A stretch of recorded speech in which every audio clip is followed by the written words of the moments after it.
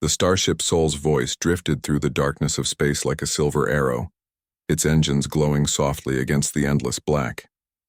It was the pride of Earth, a ship built not only for speed but also for symbol. It carried not just diplomats and translators but the weight of all humanity's history. For the first time, humans had been invited to the heart of the Galactic Council. The Council was said to be the oldest and most powerful institution in the galaxy, a place where dozens of ancient civilizations sat together and decided the fate of entire star systems. To be summoned there was supposed to be an honor. Most young species begged for it. But humanity was not like most species. Inside the main chamber of the ship, the human delegation sat in silence. The atmosphere was heavy, a mix of tension and curiosity. Ambassador Elias Gray, the man chosen to lead the delegation, stared out of the viewport at the massive station that grew larger with every passing moment. It was called Orion Prime, a colossal ring-shaped structure orbiting a white star. From a distance, it looked like a crown of light in space, shining with millions of small windows and docking ports. "Impressive," whispered one of the junior delegates, a young woman named Sophia. Her voice was full of awe. Gray did not turn his head. His sharp blue eyes remained fixed on the station. "It's meant to be impressive," he replied. "It's meant to remind us that they have ruled this galaxy long before we even lit our first campfires." The others fell quiet. They all knew the truth. The Galactic Council was not a friendly club. It was power wrapped in ceremony. Every new species that rose to the stars eventually had to face it, and almost every one of them accepted its rules without resistance. Humanity, however, had already earned a reputation. In less than 2 centuries, they had gone from fractured nations on one planet to a united force exploring dozens of star systems. They had fought wars, survived disasters, and built technologies that even some elder species struggled to understand. To the Council, humans were an anomaly, too fast, too bold, too stubborn. As Soul's voice entered the docking bay of Orion Prime, the humans felt the full scale of the Council's might. Towering walls rose around them, filled with alien ships of every size and shape. Some looked like living creatures with wings of light. Others were dark and angular like floating fortresses. The docking bay itself could have swallowed entire cities from Earth. The landing was smooth. A deep chime rang out announcing their arrival. The humans rose from their seats, straightened their black and silver uniforms, and prepared to step into history. Ambassador Gray led the way down the ramp. He was a tall man in his late 50s, his face lined with years of diplomacy and hardship. Behind him followed Sophia, Admiral Marcus Kane of Earth's Defense Fleet, several translators, and a few advisors. The moment they set foot on the station, they were greeted by alien guards. The creatures were tall, covered in shimmering scales that shifted colors like oil on water. They carried ceremonial staffs, but their eyes glowed with quiet warning. This was still a place of control. "You are expected," one of the guards said through a translator device. Its voice was smooth, almost musical, but the meaning was clear. "Follow and do not stray." The humans walked in silence through long corridors lined with banners of alien empires. Holographic symbols floated above the floor, glowing with authority. Every step echoed against the polished metal, reminding them of where they were, at the heart of galactic power. Finally, they reached the grand chamber. The doors alone were enormous, carved from a stone-like material that pulsed with faint light. As they opened, the humans stepped into a hall so vast it felt like a world of its own. Rows upon rows of seats spiraled upward, filled with beings from countless species. Some had multiple eyes, some floated instead of walked, and others seemed to be made of pure energy contained in shells of glass. At the center of the chamber, a circular platform waited. That was where the humans were meant to stand, small and exposed under the gaze of the entire council. As they took their place, a deep voice echoed across the chamber. It belonged to the High Chancellor of the Council, an ancient being called Veyran. His species resembled tall, robed figures with elongated skulls and glowing silver eyes. "Representatives of Earth," Veyran's voice thundered, "you are welcome to the Council of the Stars. Few young species have come so far so quickly.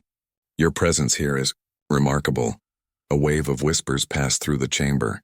Many of the elder species leaned forward, studying the humans like one might study a dangerous animal behind glass. Some eyes held curiosity, others caution, and some open dislike. Ambassador Gray stood tall. He did not bow, nor did he show fear. "We thank the Council for its invitation," he said simply. His voice carried across the chamber with calm strength. The Chancellor tilted his head. "Humanity stands on the edge of a great choice. You are strong, yes, but untested in the order of the stars. That is why you are here, to learn your place among us." The words carried weight, and everyone in the chamber knew it. To learn their place meant submission, restrictions, and obedience. It meant becoming part of the Council's structure, not as equals, but as children under the rule of elders. Sophia shifted uneasily beside Gray. She could feel the weight of thousands of alien eyes pressing down on them. Admiral Kane, however, remained like a statue, his soldiers' discipline unshaken. Gray's mind worked quickly. He had expected this, but the directness of it still burned. Yet he gave no outward sign. Humanity had survived too much to falter now. The Chancellor continued. "We will present terms for your entry, terms that have preserved peace for millennia.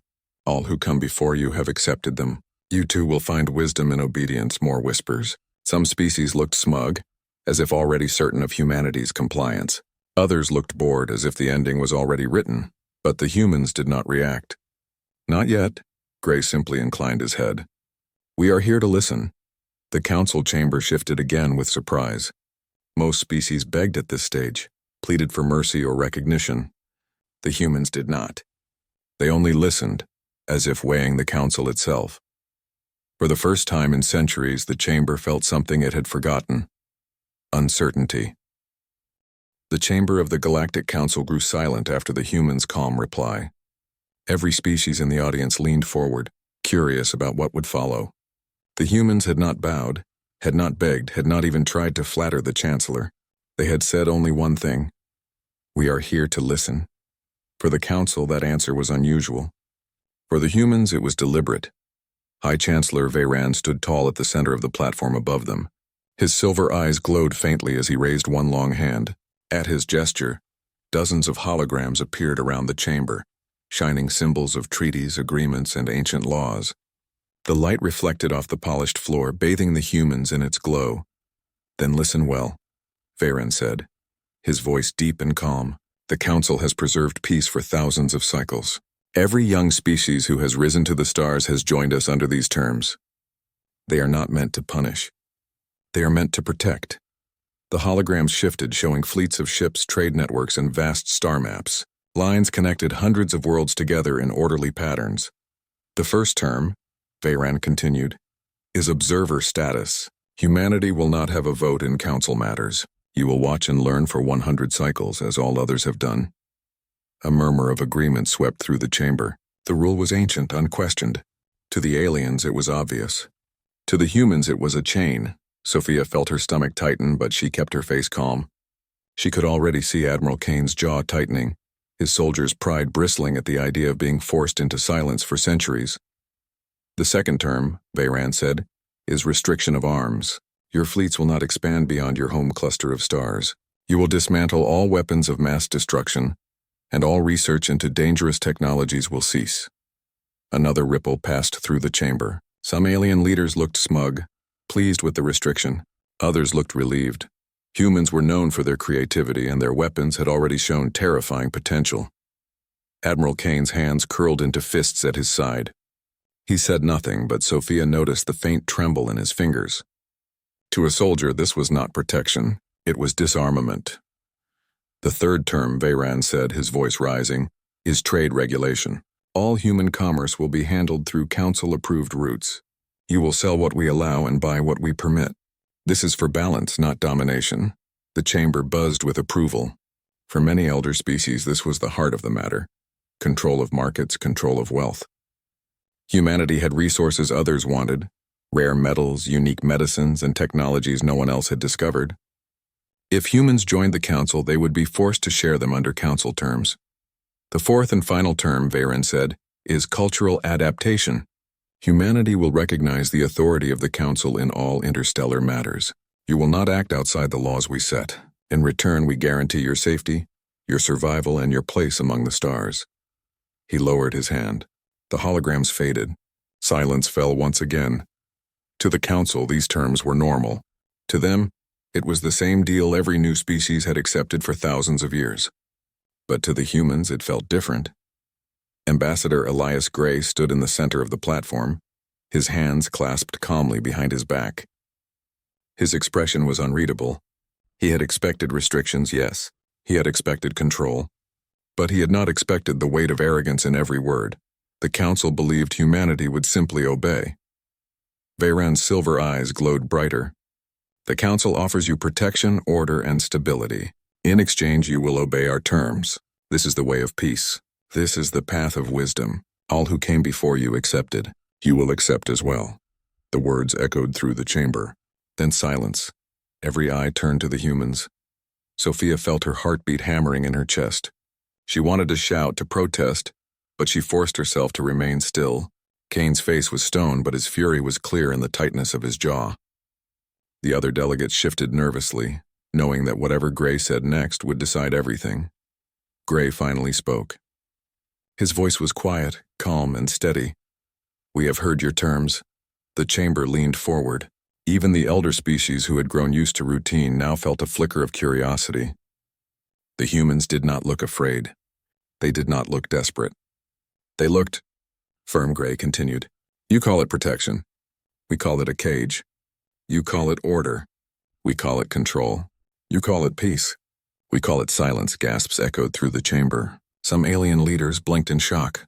Others growled in outrage. A few leaned forward with keen interest, their eyes narrowing as if sensing something dangerous. Veyran's expression did not change. His silver eyes burned brighter. "Be careful, human. Words have weight in this chamber." Gray met his gaze without flinching. "So does truth." The silence that followed was heavy.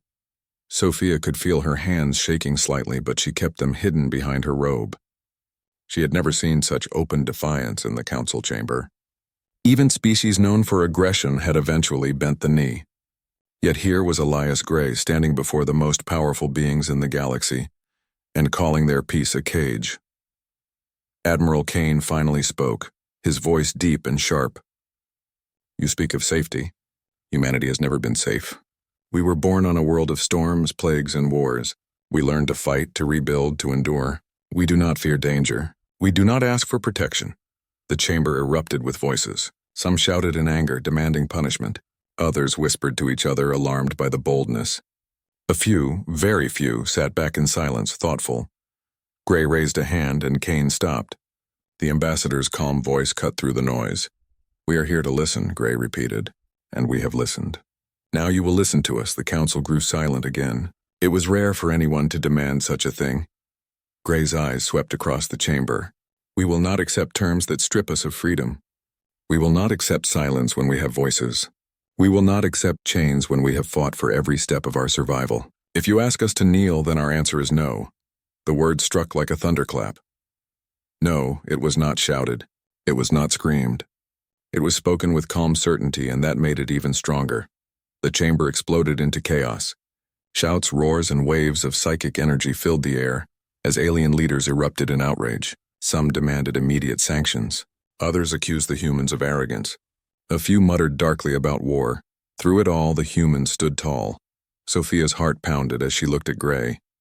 He did not move, did not waver. He simply stood in the center of the storm, calm as a mountain. Kane stood like a soldier before battle, ready for whatever came next. The High Chancellor raised his hand, and slowly the chamber quieted.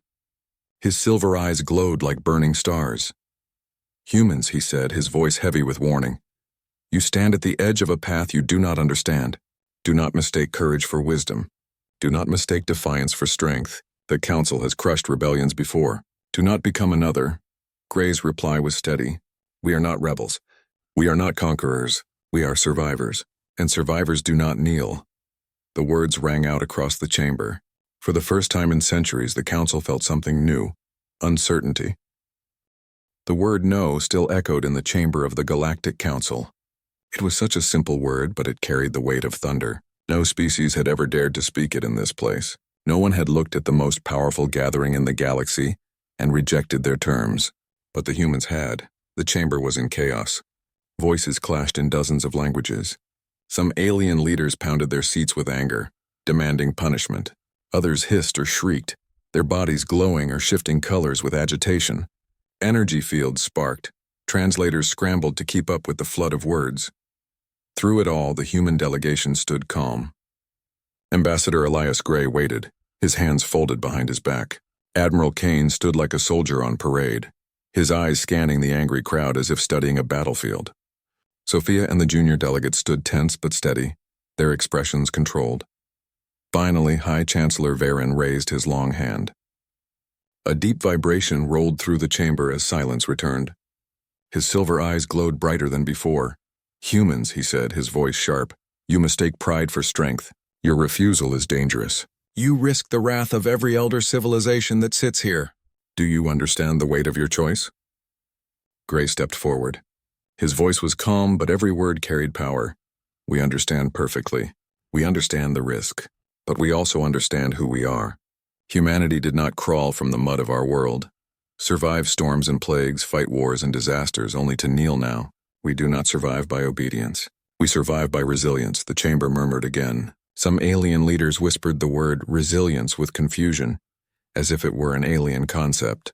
Others scoffed, dismissing it as human arrogance. Gray continued. "When the seas rose, drowning our coasts, we rebuilt inland. When plagues struck, killing millions, we found cures and fought back. When we split into nations and turned on each other, we learned the cost of war and built peace.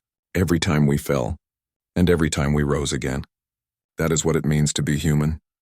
Sophia felt a chill run through her body. She had heard Gray's speeches before, but here, in this chamber of alien powers, his words felt larger, heavier. She could see some of the aliens shifting uncomfortably, their expressions unreadable. One of the council members rose from his seat. He was a hulking being covered in stone-like armor plates, his voice like grinding rock. "You speak of survival, but you are young. You have not lived long enough to understand what eternity requires. The council protects because chaos destroys. Do you think you can stand alone against the chaos of the stars?" Gray looked up at him calmly. "We have stood alone since the day we were born on Earth. Alone against the storms, alone against the dark, alone against each other. The stars do not frighten us. They challenge us." The alien growled in anger and sat down, his plates clattering against the seat. Another counselor spoke, her form shimmering like liquid metal. "You will bring war upon yourselves. Without the council, others will see you as prey. They will strike you down." Admiral Kane's deep voice finally cut in. "Let them try." His words were like iron. Humanity has fought war since before it even knew peace. We have lost cities, continents, entire generations, and still we rise. If war comes, we will endure. If peace comes, we will build. We are prepared for either." The chamber stirred again. Some laughed, others hissed, but a few grew quiet. Kane's words carried a soldier's truth, the kind that could not be faked. Sophia glanced around the chamber. For the first time, she noticed something subtle. Not every alien leader looked angry. Some looked thoughtful. Some even looked impressed. Perhaps they too had once been young and defiant before the council crushed them. Perhaps they remembered what it felt like. High Chancellor Varen raised his voice again. "Your pride blinds you. We do not chain you for cruelty. We chain you because unrestrained power brings destruction. You grow too quickly. You innovate too wildly. Already whispers reach us of your weapons, your experiments. Without guidance, you will burn yourselves and others with your recklessness." Gray tilted his head slightly. His voice was quiet but sharp. "You fear us." The chamber fell into a hush. No one had said it so directly before. Bayran's silver eyes flared. "We do not fear you. We guard against you." Gray did not blink. "That is the same thing." The silence that followed was electric. Some aliens hissed in shock, others shouted in outrage, but some remained quiet, their gazes fixed on the humans with a new kind of respect. Sophia stepped forward now, her young voice breaking the heavy air. "You think we are reckless. You think we are dangerous. You are right. But danger is not only destruction. Danger is also discovery. Every great step forward is dangerous. Fire was dangerous. Flight was dangerous. Splitting the atom was dangerous. But without danger, there is no progress." Her words surprised even Gray. He turned to her, a faint flicker of pride in his eyes. The chamber reacted with more whispers. Some aliens tilted their heads considering her words. Others dismissed them with disgust. Admiral Kane added, his voice calm but sharp. You fear our growth because you have forgotten your own. Once you too must have been bold, daring, willing to risk. But now you hide behind rules, behind order, behind caution. You have grown safe, comfortable, weak. That word, weak, landed like a stone in water. Anger surged again through the chamber. Several counselors shouted at once, their voices a storm of fury. Others rose from their seats, their bodies glowing or shifting in outrage. But Gray did not flinch. He let their anger wash over him like a tide. When the storm quieted again, he spoke once more. You speak of chains as protection, but we see them for what they are. You call it wisdom, but it is fear. You call it order, but it is control. Humanity will not accept this. We will stand on our own. If that means we walk alone, so be it, but we will walk free. His words hung in the air like a blade. The council chamber was no longer united. Some leaders shouted for punishment, demanding sanctions or even war. Others argued for caution, saying humanity's boldness was too dangerous to provoke. A small, quiet few simply watched, their expressions unreadable. For the first time in centuries, the council was divided. High Chancellor Veyran stared down at the humans, his silver eyes blazing. You play a dangerous game. Refusal may bring consequences you cannot imagine. Gray met his gaze without fear. We have already imagined them, and we are ready. The chamber roared again, but the humans stood calm in the center of the storm. They had spoken their truth. They had declared their defiance, and nothing, not even the combined power of the elder species, could take that back.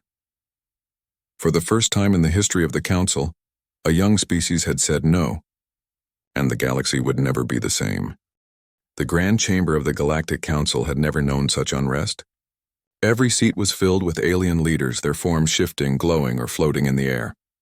The air itself seemed charged with tension, as if the very atmosphere was aware of the historic moment unfolding.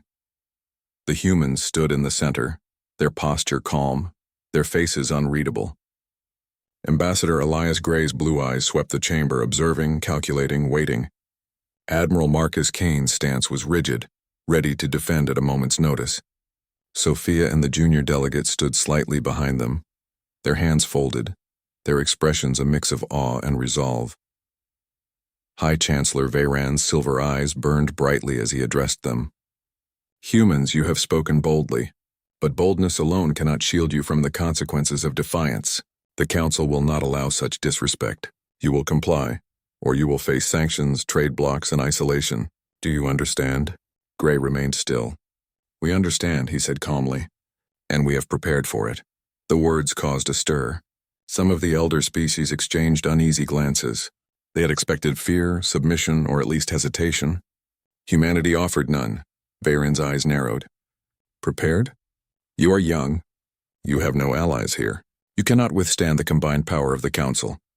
Gray raised a hand slightly, not in threat, but in assurance. You underestimate us. We do not need your approval, and we have not been idle while you debated our future. A murmur spread through the chamber. The Council had no record of any species defying them so openly, while simultaneously claiming preparation. Whispers rose. Some elders hissed in warning, others frowned in concern. Gray stepped forward. We have already begun independent trade networks with species who admire our principles and vision. We have technologies that even some of your elder races do not yet comprehend. We have alliances forming in the shadows, ready to stand with us if necessary. We are not isolated and we are not weak. The chamber went silent. For the first time, the Council understood that humanity's boldness was backed by real power, not just words. An elder species, a being of crystal and light, floated forward. You claim alliances in technology, yet you have not provided proof. This is empty boasting. Do you expect us to accept your threats? Gray's lips curved slightly, almost imperceptibly. No. We expect you to acknowledge reality. We are prepared to act independently, whether the Council agrees or not. We do not bluff. Our fleets patrol the outer systems. Our research is advancing faster than most species can imagine. And our allies, young civilizations who seek freedom, stand ready. This is not a threat. It is truth. The elder counselor's crystalline form shimmered, flickering as if unsure whether to respond. Another counselor, a dark and towering figure with wings of shadow, hissed. You overestimate yourselves. You think your primitive fleets can survive against the combined strength of the Council? You dare to stand against us? Gray's voice was calm but steady. Primitive? You call our fleets primitive, yet they have mapped more star systems in decades than your species have in millennia. You call us young, yet we have survived disasters you cannot imagine and built societies that flourish under conditions you would call impossible. We are humanity and we do not fear your wrath. The chamber erupted into shouts. Some counselors demanded immediate sanctions. Others whispered cautiously, realizing that the humans were no ordinary species. Some younger species looked on with admiration, their eyes gleaming with hope and excitement. Veyran slammed his hand down on the podium. The force sent a ripple through the chamber and silence returned. Humans, your words are reckless. You risk war, isolation, and annihilation. The Council does not tolerate this. You must comply. Gray did not flinch. We are not asking for permission. We are declaring our position. Humanity will not be controlled. We will not kneel. We will not surrender our freedom for your peace or your protection. And if you attempt to coerce us, know this.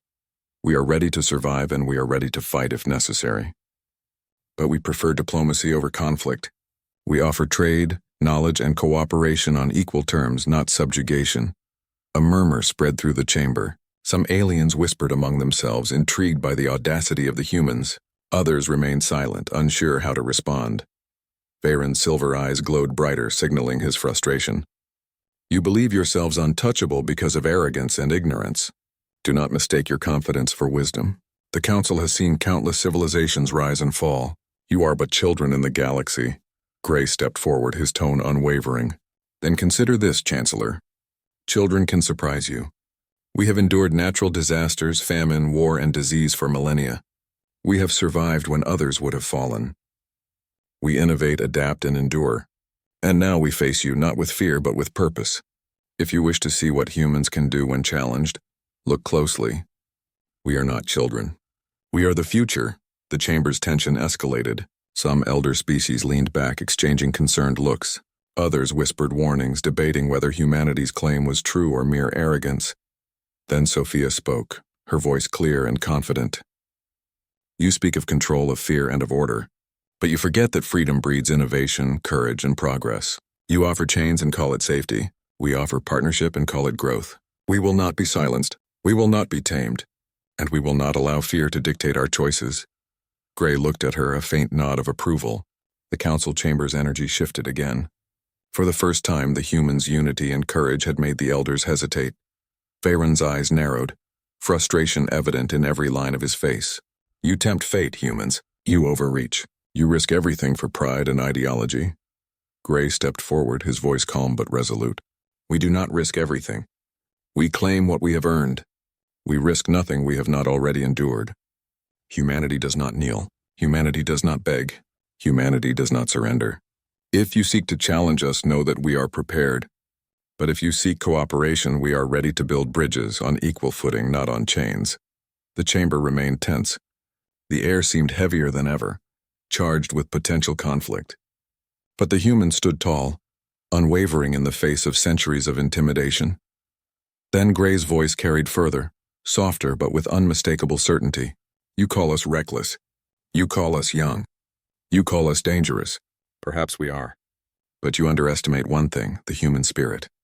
Every disaster, every threat, every challenge has only made us stronger. And now in the face of the galaxy we stand together, unbroken, undaunted, and free. A ripple of silence passed through the chamber. The elder species realized, perhaps for the first time, that these humans were not ordinary. They were not naive. They were not weak. They were something else entirely. A force that could not easily be contained, ignored, or dismissed. Some younger species in the chamber leaned forward, whispering excitedly among themselves. They had seen hope in the humans' defiance, hope that freedom and courage could still exist in a galaxy dominated by rules and fear. Veyran's silver eyes glowed with intensity, but even he could feel the uncertainty creeping into the chamber. The humans had spoken. They had declared their independence, and they had done so with unwavering confidence. Gray's final words echoed in the chamber, calm, measured, and unshakable. We do not seek war. We do not seek dominance. We do not seek your fear. We seek only freedom, respect, and equality. That is all humanity has ever asked for, and that is all we will accept. The chamber fell silent once more. For the first time, The Galactic Council was faced with a new reality, a species that refused to bow, a species that had survived and thrived despite every challenge, and a species that was ready to stand alone if necessary. For the first time in its long history, the Council could not simply command. It could not simply intimidate. It could only listen and wonder what these humans might do next. The grand chamber of the Galactic Council was still vibrating from the humans' defiance. Every species present had felt it, the quiet but undeniable strength of the newcomers. Even the eldest counselors, who had lived for millennia, looked unsettled. The humans had not bowed, they had not pleaded, and they had not faltered. They had spoken the truth. Ambassador Elias Gray stepped forward once more. His calm presence seemed to steady the room, even as dozens of alien leaders whispered in fear, anger, or admiration. His blue eyes scanned the chamber, and the silence that followed carried a weight no one could ignore. "Counselors," Gray began, his voice strong and steady. "We have listened. We have considered your terms, and we have chosen our path. Humanity will not kneel. Humanity will not surrender its freedom.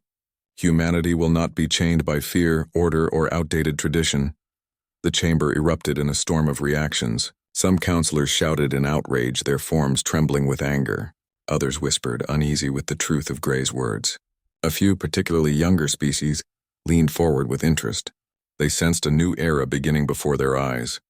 Admiral Marcus Kane stepped beside Gray, his presence like a shadow of steel. "We do not seek war," Kane said, his deep voice resonating through the chamber. "We do not seek dominance. We seek only the right to exist as we choose. We have built our civilization from the ashes of hardship and disaster. We have survived when others would have fallen, and we will continue to survive on our own terms." The High Chancellor Veyran's silver eyes burned with intensity. "You dare speak such words knowing full well the consequences. Do you truly understand what you risk?" Gray's gaze did not falter. "We understand perfectly. We risk nothing we have not already faced. We have walked through storms, famine, war, and disease. We have faced collapse and we have rebuilt stronger every time. Your threats do not frighten us. Your chains cannot bind us. Your warnings cannot silence us." A murmur spread through the chamber. Even those who were initially hostile could not deny the weight of Gray's words. The humans had survived more than most species could even imagine. Their courage was not empty bravado, it was forged in reality. Sophia stepped forward, her young face calm but resolute. "You have spoken of control and order. You have spoken of protection and guidance. But the truth is, freedom creates strength. Courage, innovation, and progress come from choice, not chains. Humanity will not accept silence. Humanity will not accept submission. And we invite any species that values freedom to stand with us, not as subjects, but as equals." Her words echoed through the chamber like a bell. The younger species murmured among themselves, excitement and hope flickering in their eyes. For the first time, they saw an example of what it meant to defy centuries of tradition and survive. Veyran's face darkened. He raised his hand, and the air seemed to thrum with the power of the Council. "You tempt fate, humans. You challenge the will of the galaxy. Do you truly believe you can endure if we decide to act against you?" Gray's voice was calm but sharp. "We do not believe, Chancellor, we know. We have already built independent trade networks with species who share our values. We have developed technologies that will allow us to thrive, regardless of your decisions. We have allies who admire courage over compliance. And most importantly, we have the human spirit, which no one, not even the oldest counselor, can break." The chamber fell silent again. Even Veyran felt the weight of the statement. Humans had not only refused to submit, they had demonstrated that their independence was backed by real power and preparation. They had not made idle threats. They had revealed a truth that could not be ignored. A younger species, a small, agile being with translucent wings, rose from its seat. Its voice trembled slightly with excitement. Perhaps they are right. Perhaps the galaxy has grown too rigid, too fearful. Maybe it is time for something new." Murmurs spread among the younger counselors. Some nodded quietly, hesitant but intrigued. Others whispered warnings to their neighbors. The elder species shifted uneasily. Humanity's defiance was not only bold, it was inspiring. Gray took a deep breath, knowing this moment would decide the future of his people. "We do not come seeking dominance. We do not seek to destroy. We do not demand fear. We offer partnership, knowledge, and friendship to any species willing to meet us as equals." But make no mistake, humanity will never bow, and humanity will never surrender its freedom. The chamber remained tense, but a subtle shift had occurred. Fear, which had once ruled the room, was now mixed with uncertainty. The council could no longer act with absolute confidence. The humans had changed the rules of the game, and even the most powerful members felt it. Veyran's voice was low, almost grudgingly respectful. You have defied the council in a manner unprecedented. Few species would have dared. Fewer still would have survived to speak of it. You are remarkable humans. Grey nodded slightly. We are survivors, Chancellor, and we will continue to survive. But survival alone is not enough. We choose freedom, equality, and respect. That is the path humanity walks, and we invite anyone who values the same to walk with us. A few younger species rose from their seats, signaling tentative approval. Their voices were quiet but firm. We will stand with you, they said one by one. We will trade, we will share knowledge, and we will support the path of freedom. The elder species murmured in protest, but their outrage was less certain now. Humanity had proven that their independence was not a bluff. They had survived countless hardships, built alliances, and developed technologies beyond what some elders could comprehend. The humans were no ordinary species. They were a force that could not be easily ignored. Grey stepped back, his face calm, his voice steady. We are not here to rule the galaxy. We are here to claim our place in it, and we will do so with integrity, courage, and freedom. Veyran's silver eyes narrowed, but there was a faint glimmer of acknowledgement. He had faced many defiant species in his long life, but none had spoken with such clarity, preparation, and unwavering courage. Even he could not dismiss it. Grey raised his hand slightly in finality. The council may choose to resist us. We respect your choice, but humanity's path is clear. We will not bow. We will not submit.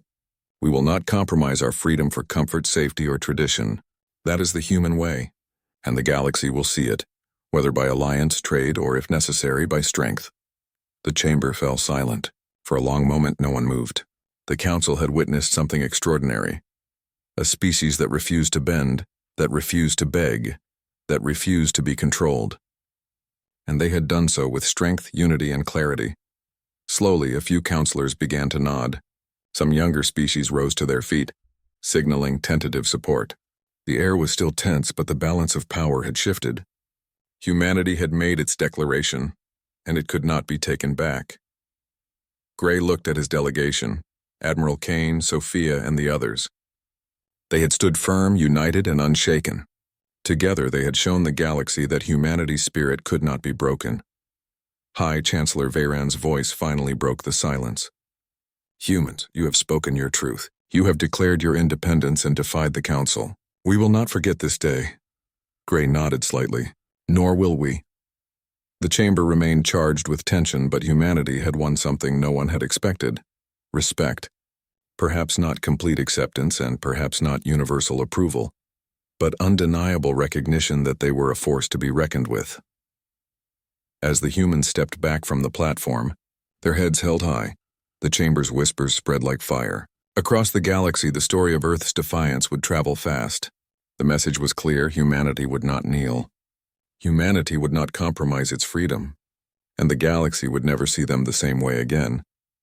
For the first time in history, a young species had changed the rules of the council. And it all began with a single, simple, unyielding word: no.